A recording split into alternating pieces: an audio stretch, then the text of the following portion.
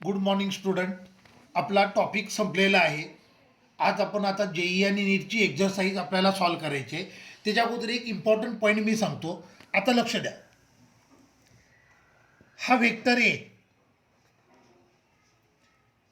हा वेक्टर बी, ह्यांच्यामध्ये अँगल आहे थीटा. आता वेक्टर एला रिझॉल्व केलं तर हा कंपोनंट येईल ए कॉस थीटा आणि हा कंपोनंट असेल ए साइन थीटा. एक लक्षात ठेवायचं, वेक्टरला रिझॉल्व करताना ज्या लाईनसोबत अँगल बनतो त्या लाईनवर कायम कॉस थीटा असतो विथ ओरिजिनल वेक्टर. मी काय म्हटलं, वेक्टरला रिझॉल्व करताना ज्या लाईनसोबत त्याचा अँगल बनलेला असतो त्यावर कायम cos theta with original vector. आणि दुसरा कोण असेल? Sine theta. For example, suppose करा हे असं असेल, हे एम जी आहे आणि हा अँगल थीटा असेल तर हा कंपोनंट येणार एम जी कॉस थीटा आणि हा कंपोनंट येणार एम जी साइन थीटा. ज्या लाईनसोबत अँगल बनतो त्या लाईनवर कायम क्रॉस विथ ओरिजिनल वेक्टर. लक्षात आलं? तर आपल्याला कंपोनंट वगैरे पण स्टडी करायचे. मग आता मी पहिला न्यूमरिकल सॉल्व करतो. This is vector A. Vector A is equal to 5i plus 2j minus 3k. Okay, vector A. मग क्वेश्चन असा असतो, find magnitude of vector A. आता इथे बघा आय जे के आलंय, याचा अर्थ हा वेक्टर 3 डायमेन्शनमध्ये आहे. मग वेक्टर जर 3 डायमेन्शनमध्ये असेल तर त्याची मॅग्निट्यूड असते under root A X square plus A Y square plus A Z square. एखादा वेक्टर जर 3 डायमेन्शनमध्ये असेल, 3 डायमेन्शनमध्ये त्या वेक्टरची मॅग्निट्यूड असते under root A X square plus A Y square plus A Z square. Okay, आता इथं A X is equal to 5 आहे, A Y is equal to 2 आहे आणि ए झेडची व्हॅल्यू किती आहे? -3. मग मी स्क्वेअर करतो. हे आलं under root 5 square plus 2 square plus -3 square. So हे आलं under root 25 plus 4 plus 9. So 25 and 10, 35, 35 and 3, 38 under root 38. ही झाली वेक्टर एची मॅग्निट्यूड. लक्षात आलं? हा वेक्टर आहे तो 3 डायमेन्शनमध्ये आहे. 3 डायमेन्शनमध्ये वेक्टरची मॅग्निट्यूड असते under root A X square plus A Y square plus A Z square. मग ए एक्स म्हणजे 5 आहे, ए वाय म्हणजे 2 आहे, ए झेड -3 आहे. मायनसचा स्क्वेअर प्लस होणार, त्यामुळे हे आलं 25 प्लस 4 प्लस 9. सो वेक्टर एची मॅग्निट्यूड आली 38. कळलं? अजून एक न्यूमरिकल करूयात. Vector B is equal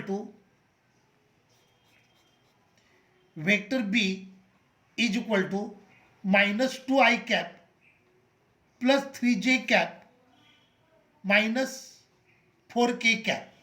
okay, find magnitude of vector B. So magnitude of vector B is equal to under root bx square plus by square plus bz square. bx ची value -2 आहे, by 3 आहे आणि bz -4 आहे. मग square केला, -2चा square 4 plus 9 plus 16. So vector बीची magnitude आली अंडर रूट 29. क्लिअर झालं? Vector A, vector B. लक्षात आलं का कशी मॅग्निट्यूड फाइंड केली? समजलं? हां. मग आता वेगळ्या टाईपचं numerical. Find unit vector in a direction of vector A. Vector A is equal to 3i plus 6j minus 2k. Question आहे find unit vector in direction of vector A. Okay, मग पहिल्यांदा वेक्टर एची magnitude काढूयात. Magnitude of vector A is equal to 9 plus 36 plus 4. Vector एची magnitude आली under root 49. So A is equal to आलं 7. Vector एची magnitude 7 आली. आता युनिट व्हेक्टर फॉर्म्युला असतो parent vector divided by magnitude of parent vector. मग unit vector आला A cap is equal to 3i plus 6j minus 2k divided by 7. हा झाला unit vector. कळलं? क्वेश्चन काय होता समजलं तुम्हाला? व्हेक्टर ए दिला होता आणि विचारलं होतं find unit vector in direction of A. Unit vector मी पहिल्यांदा व्हेक्टर एची मॅग्निट्यूड फाइंड केली. व्हेक्टर ए ऑलरेडी आपल्याला गिवन आहे. मग युनिट व्हेक्टरचा फॉर्म्युला असतो parent vector divided by magnitude of parent vector. त्याच्यावरनं मी मॅग्निट्यूड काढली. क्लिअर झालं? मग अजून एक न्यूमरिकल करूयात. Vector B is equal to minus 2i minus 3j minus 4k. Find unit vector in direction of vector B. Okay. मग unit व्हेक्टरचा फॉर्म्युला आपल्याला यूज करायचा आहे. त्यासाठी पहिल्यांदा पॅरेंट व्हेक्टरची मॅग्निट्यूड फाइंड करायला पाहिजे. मग पॅरेंट व्हेक्टरची मॅग्निट्यूड किती आली बघा.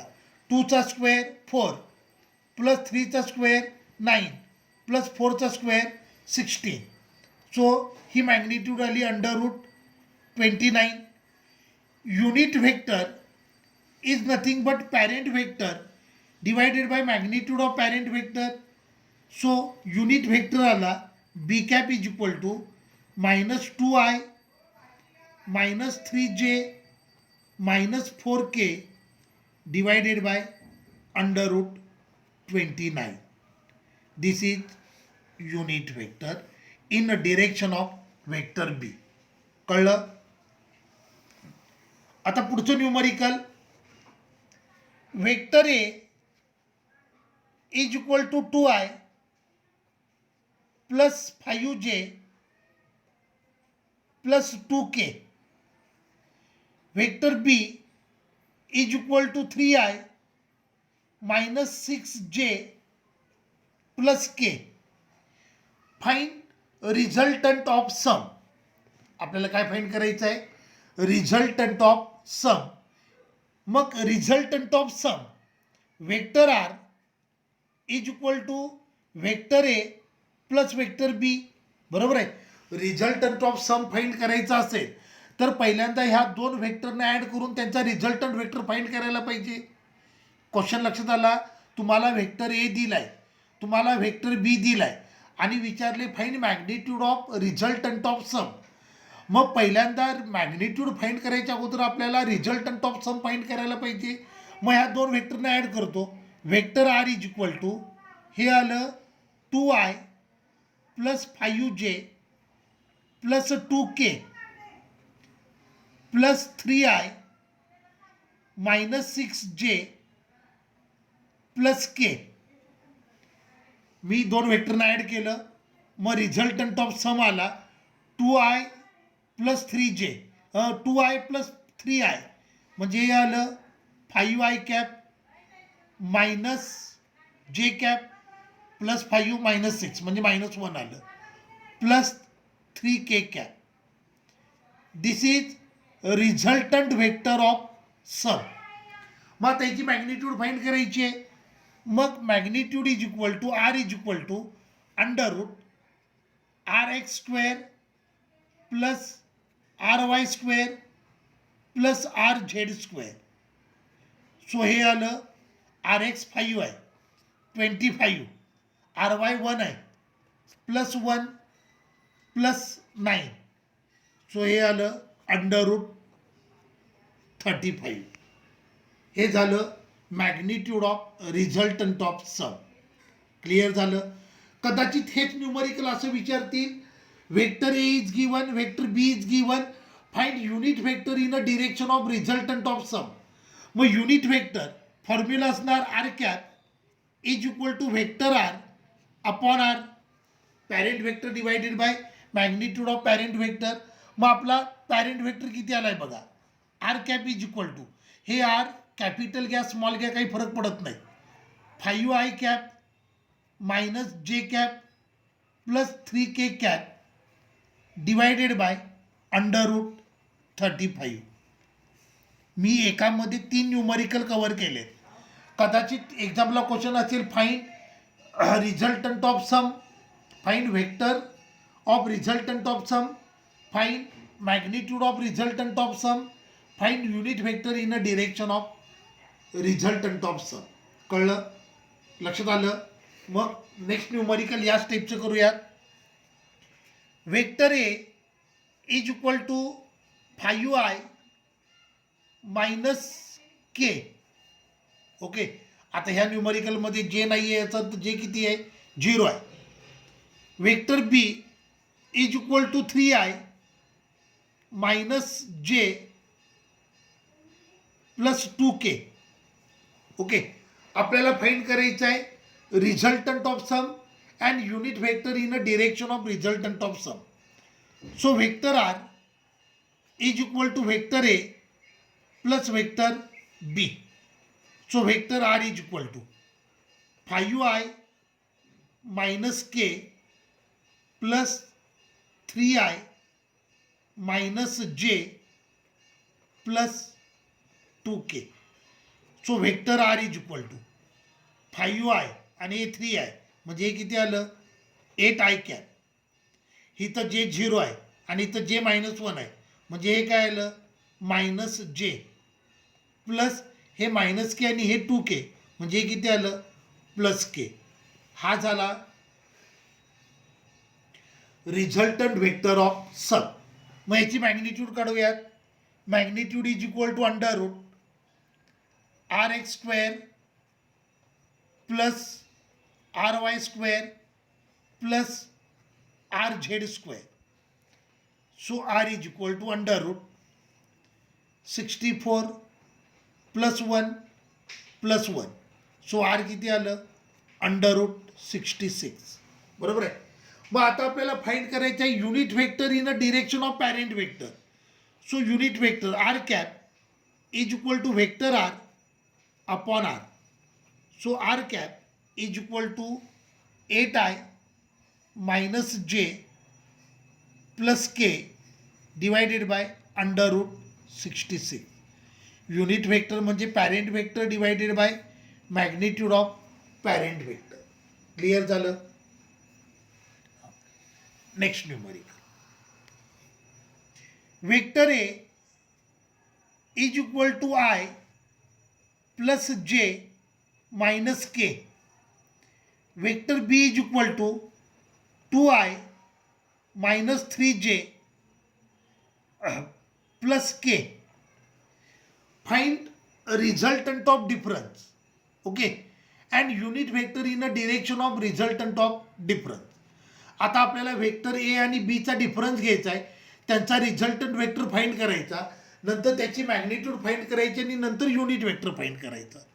मग vector R is equal to vector A minus vector B.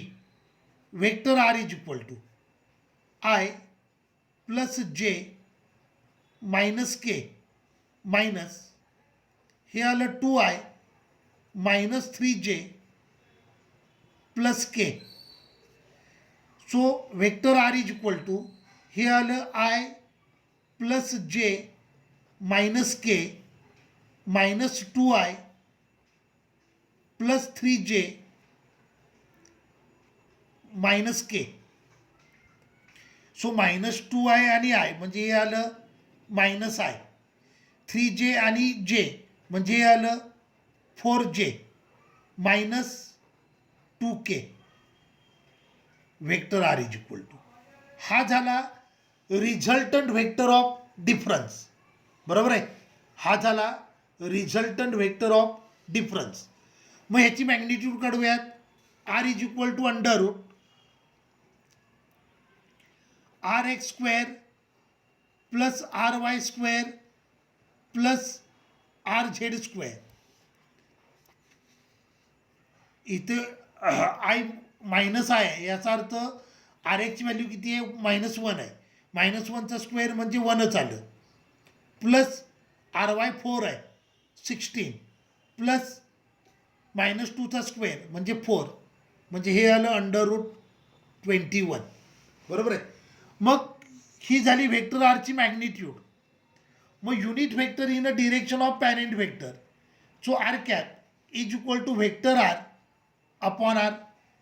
So R cap is equal to आपला व्हेक्टर आर किती आहे, minus I cap plus 4j cap plus 2k divided by magnitude minus 2k divided by magnitude 21. This is unit vector in a direction of parent vector. लक्षात आलं. मगाशी आपण resultant of सम केलं, आता resultant of difference. अजून एक numerical करूया आपण. प्रत्येक टाईपचे 2-2, 3-3 न्यूमरिकल करूया म्हणजे तुमच्या आयडिया क्लिअर होतील. हे व्हिडिओ लेक्चर केअरफुली बघा. यात काही डाऊट असेल तर मला फोन करा. आता बघा, vector R is equal to vector A is equal to 3i plus 10j minus k. Vector B is equal to 2i plus 4j plus 6k. Find resultant of difference and unit vector in a direction of resultant of difference. आता आपल्याला resultant of difference काढायचं आहे. म्हणजे vector relation आलं vector R is equal to vector A minus vector B. बरोबर आहे. मग vector R is equal to vector A 3i plus 10j minus K minus 2i plus 4j plus 6k. So हे आलं 3i plus 10j minus के. आता इथे minus आहे ना, त्यामुळे ब्रॅकेटमधले साईन चेंज होणार. Minus 2i minus 4j minus 6k. So 3i minus 2i म्हणजे हे आलं आय. 10j मायनस 4j म्हणजे हे आलं 6j minus K minus 6k म्हणजे हे आलं minus 7k. Vector R is equal to vector आरची मॅग्निट्यूड काढूयात. वेक्टर आरची मॅग्निट्यूड आली under root RX² plus RY² plus RZ². So हे आलं RX1 आहे 1 प्लस RY6 आहे म्हणजे आलं 36 प्लस RZ मायनस 7 आहे. मायनस 7चा स्क्वेअर 49 म्हणजे हे आलं 50 प्लस 36 50 प्लस 30 86 आलं हे. सो रिझल्टंट ऑफ डिफरन्स आहे त्याची मॅग्निट्यूड आली 86. मग आता आपल्याला फाइंड करायचं unit vector. Unit vector is nothing but parent vector divided by magnitude of parent vector. बरोबर आहे. मग हे आलं R cap is equal to vector R आहे i cap plus 6j cap minus 7k cap divided by त्याची magnitude under root 86. This is unit vector in a direction of resultant of difference. लक्षात आलं. हे कळलं का. Okay. तर unit vector कसे find करायचे समजले, क्लिअर झालं. हां, मग आता बघा vector A is equal to 2i plus 3j. Vector A is equal to 2i plus 3j. Question असा असतो find angle made by given vector with X axis and Y axis. हा वेक्टर आहे तो बघा XY प्लेनमध्ये आहे. बरोबर आहे. कारण इथं आय आणि जे दोनच कंपोनंट आलेत के आलेला नाही आहे. म्हणजे हा वेक्टर कोणत्या प्लेनमध्ये आहे, XY प्लेनमध्ये. फॉर एक्झाम्पल आपण हे पण बघूया. Vector A is equal to 2i plus 5j. आता इथं आय आणि जे आलंय. आता i is unit vector along X axis, j is unit vector along Y axis. याचा अर्थ हा वेक्टर कोणत्या प्लेनमध्ये आहे, XY प्लेनमध्ये आहे. कळलं का. सपोज करा vector A is equal to 2i प्लस 5k असेल प्लस 3k असं आहे. आता इथं आय आणि के आलंय. I is unit vector along X axis, k is unit vector along Z axis. याचा अर्थ हा व्हेक्टर कोणत्या प्लेनमध्ये आहे? एक्स झेड प्लेनमध्ये आहे. कळलं का?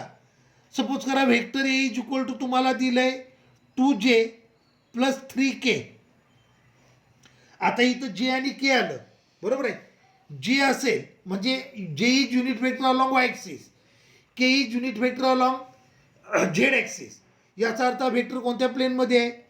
वाय झेड प्लेनमध्ये. लक्षात आलं? युनिट व्हेक्टरवरनं तुम्हाला तो व्हेक्टर कोणत्या प्लेनमध्ये आहे हे ओळखता यायला पाहिजे. I is unit vector along X axis, j is unit vector along Y axis, k is unit vector along Z axis. मग आय जे आलं की युनिट व्हेक्टर कोणत्या प्लेन, तो व्हेक्टर कोणत्या प्लेनमध्ये येणार? एक्स वाय प्लेनमध्ये. आय आणि के आलं तो युनिट व्हेक्टर कोणत्या प्लेनमध्ये, तो व्हेक्टर कोणत्या प्लेनमध्ये येणार? एक्स झेड प्लेनमध्ये. आणि जे आणि के आलं तो व्हेक्टर कोणत्या प्लेनमध्ये येणार? वाय झेड प्लेनमध्ये. मग आता क्वेश्चन काय आहे बघा आपला. Vector i is equal to vector A is equal to 2i plus 3j. Find angle made by given vector with X and Y axis. Okay. So angle made by given vector with X axis formula असतो tan theta is equal to AY upon AX. हे नोट्समध्ये आपलं झालं आहे. Resolution of vector in 2 dimension. Angle made by given vector in 2 dimension formula असतो tan theta is equal to AY upon AX. आता आपल्याकडे AY किती आहे? 3 आहे आणि AX किती आहे? 2 आहे. So tan theta is equal to 3 upon 2. Therefore theta is equal to tan inverse of 3/2. This is angle with X axis. Angle made by, मी अगोदर सांगितलंय एखादा व्हेक्टर जर 1 डायमेन्शनल असेल तर त्याची डिरेक्शन म्हणजे ईस्ट वेस्ट नॉर्थ साऊथ ह्या रेग्युलर डिरेक्शन झाल्या. हा व्हेक्टर जर 2 डायमेन्शनमध्ये असेल तर 2 डायमेन्शनमध्ये डिरेक्शन म्हणजे angle made by that vector with X or Y axis. आणि 3 डायमेन्शनमध्ये असेल तर त्याला 3 डिरेक्शन येतात. Direction angle with X, angle with Y, angle with Z. त्याला आपण डिरेक्शन कोसाईन म्हणतो. तर direction of given vector with respect to X axis formula काय असतो? Tan theta is equal to AY upon AX. मग त्याच्यावरनं मला मिळालं theta is equal to tan inverse of 3/2. This is angle made by given vector with X axis. आपल्याला direction with Y पण विचारलंय. Direction with Y असते tan theta is equal to AX upon AY. लक्षात आलं? Direction with Y axis formula काय असतो? Tan theta is equal to AX upon AY. Therefore tan theta is equal to AX आपल्याकडे 2 आहे आणि AY किती आहे? 3 आहे. मग tan theta is equal to 2/3 आलं. Therefore theta is equal to tan inverse of 2/3. This is direction with Y axis. कळलं? म्हणजे हे असं झालं. हा व्हेक्टर आहे ते आता विथ एक्स ॲक्सिस अँगल किती आहे? Tan inverse of 3/2. तर विथ वाय ॲक्सिस त्याचा अँगल किती आहे? Tan inverse of 2/3. हा अँगल फाईंड करणं म्हणजेच त्याची डिरेक्शन फाईंड करणं. लक्षात आलं? Angle made by given vector with X और वाय ॲक्सिस. हा अँगल फाईंड करणं म्हणजेच त्या व्हेक्टरची डिरेक्शन फाईंड करणं. क्लिअर झालं? आता बघा, vector A is equal to 6i minus 2j. Vector A is equal to 6i minus 2j. Find angle made by given vector with X and Y axis. किंवा असं पण क्वेश्चन येईल, find direction of vector with X and Y axis. आता हा vector 2 डायमेन्शनमध्ये आहे. 2 डायमेन्शनमध्ये एखादा vector असेल तर त्याचा angle with X and angle with Y म्हणजे त्याची डिरेक्शन झाली. सो वेक्टरचा angle with X axis tan theta is equal to A Y upon X. So tan theta is equal to A Y आहे -2 आणि A X आहे 6. So tan theta is equal to -1/3. Therefore theta is equal to tan inverse of -1/3. This is direction of vector A with X axis. Direction with Y काढूयात. Direction with Y असते tan theta is equal to A X upon A Y. Therefore tan theta is equal to A X आहे 6 आणि A Y आहे -2. So tan theta is equal to -3. Therefore theta is equal to tan inverse of -3. This is direction with Y axis. कळलं. एखादा vector जर मी पुन्हा एकदा explain करतो. एखादा वेक्टर जर 2 डायमेन्शनमध्ये असेल तर त्या वेक्टरचा अँगल विथ एक्स किंवा अँगल विथ वाय ही त्या वेक्टरची डिरेक्शन असते. लक्षात आलं.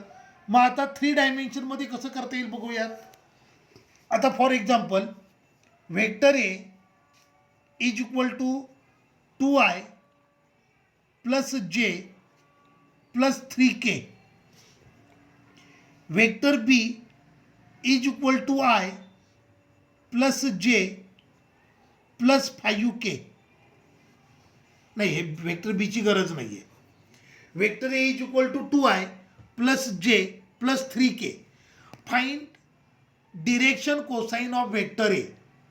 Find direction cosine of vector A असं तर विचारतील किंवा find direction of vector A असं विचारतील. आता हा वेक्टर बघा, इथं आय जे के आलं. I unit vector along X axis, j unit vector along Y axis, k unit vector along Z axis. याचा अर्थ इथं आय जे के तिन्ही युनिट वेक्टर आले म्हणजे हा वेक्टर एक्स वाय झेड प्लेनमध्ये, हा वेक्टर 3 डायमेन्शनमध्ये, हा वेक्टर स्पेसमध्ये.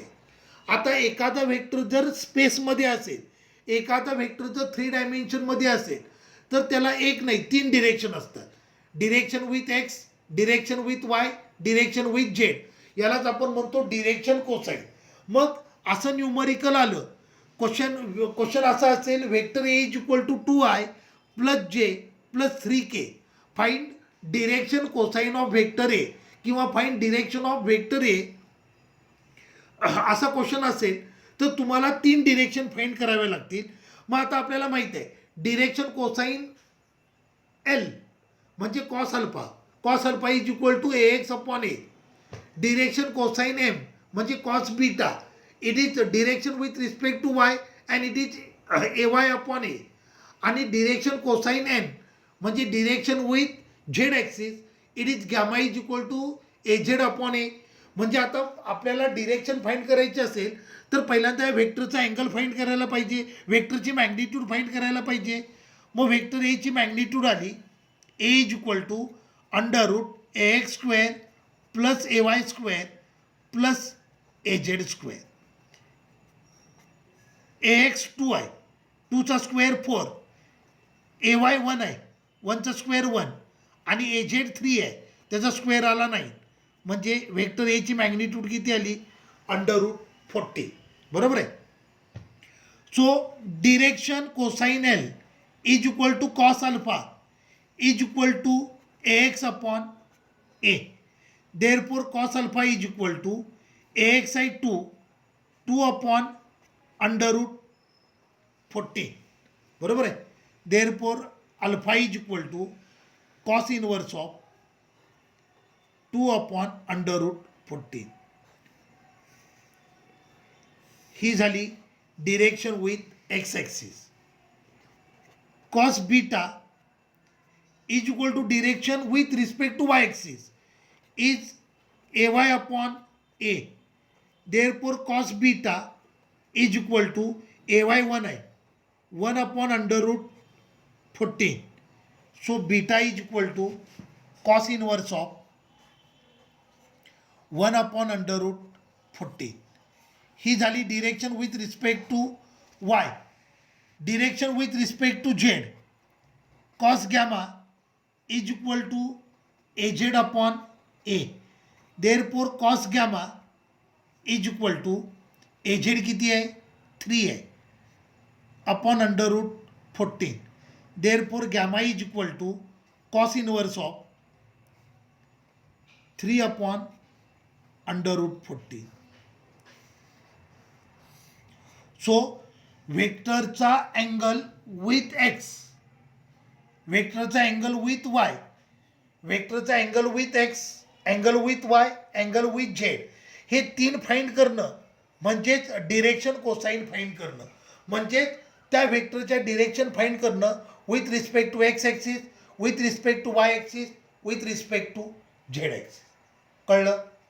मग आता पुढचं न्यूमरिकल करूया. Vector B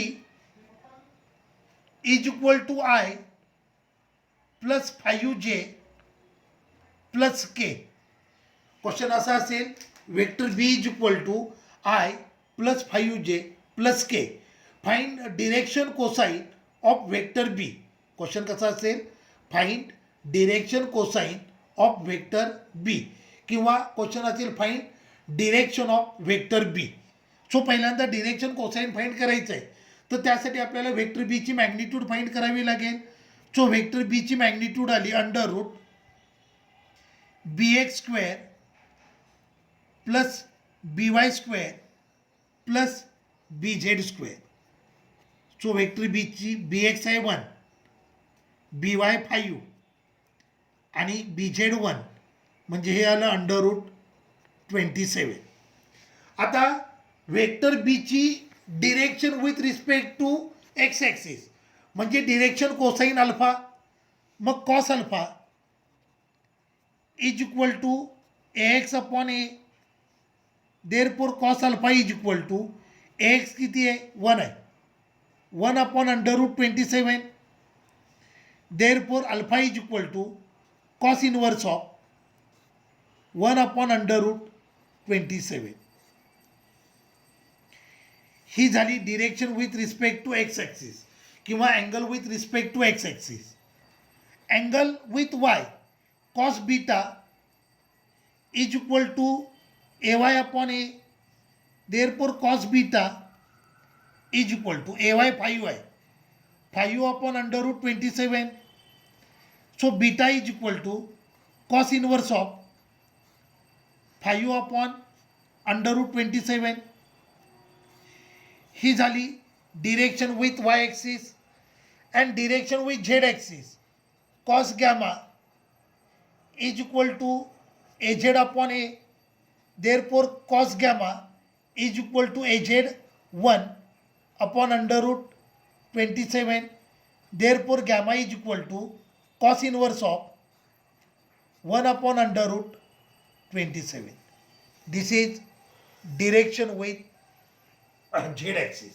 so alpha, beta, gamma हे तिघं फाइंड करणं म्हणजे डिरेक्शन कोसाइन फाइंड करणं. क्लिअर झालं? अजून काही न्यूमरिकल आहेत ते नेक्स्ट लेक्चरमध्ये आपण सॉल्व करूयात. तर आता हे जे मी न्यूमरिकल घेतलं ह्यातलं डिरेक्शन कोसाइन झेड विचारलं होतं 2019च्या नीटला. ओके, लक्षात आलं? आणि डिरेक्शन कोसाइन गॅमा म्हणजे वेगळं न्यूमरिकल होतं, पण तिथे डिरेक्शन वेक्टर 3 डायमेन्शनमध्ये दिला होता आणि डिरेक्शन विथ वाय ॲक्सिस विचारलं होतं. हा क्वेश्चन महाराष्ट्र CETला विचारला होता. लक्षात आलं? नेक्स्ट लेक्चरमध्ये आपण पुढचे न्यूमरिकल सॉल्व करूयात. तोपर्यंत थांबूया.